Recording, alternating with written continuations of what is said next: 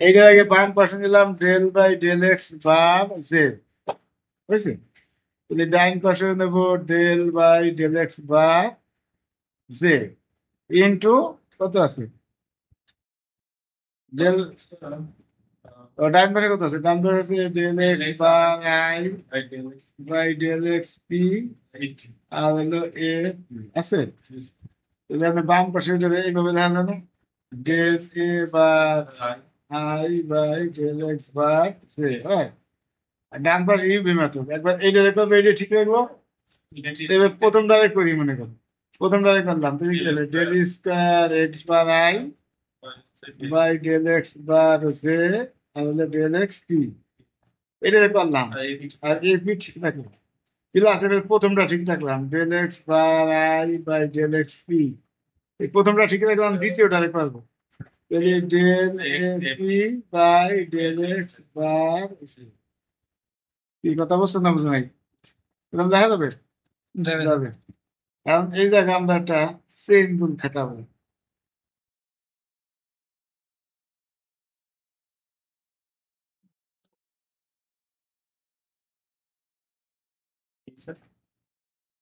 এর সাথে P sir, আর J এর সাথে কিউ ই করে দিতে হবে স্যার, তাহলে জাস্ট একটা কিউ আনতে হবে মনে হয়। Shadow monster. Also then this will hold back the soap.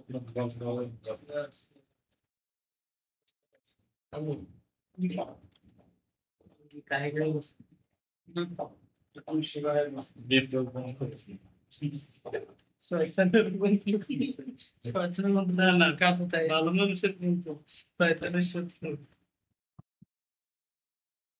এদেশে এটা মাসটা বাড়ি মার্ক সার্টিফিকেট আছে বাইরে? Del a p by del a p by হচ্ছে ডেল এক্স। এটা কি করছি কত? ওই যে এটা এইটা এটা কাটা যাবে না? জি স্যার। এই দাও, এইটুক যা আছে একই রাখছি, প্রথম পদ যা আছে তাই একই রাখছি। দ্বিতীয় পদটা চেন দেবো খারাপ, এইটা এটা যদি কাটা যায় তো এত ভাই এত হবে, এটা তো চেন জুল দ্বারা।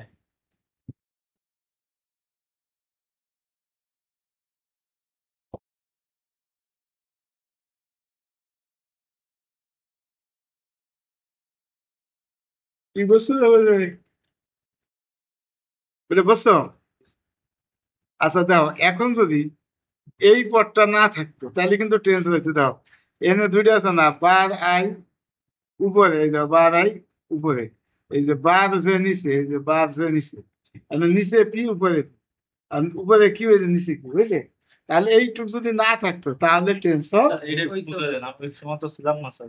না, এটা বলছি কি যে বাম পাশে আছে কত বার আই উপরে আছে না, এই তো ডেল এক্স বার আই উপরে আছে,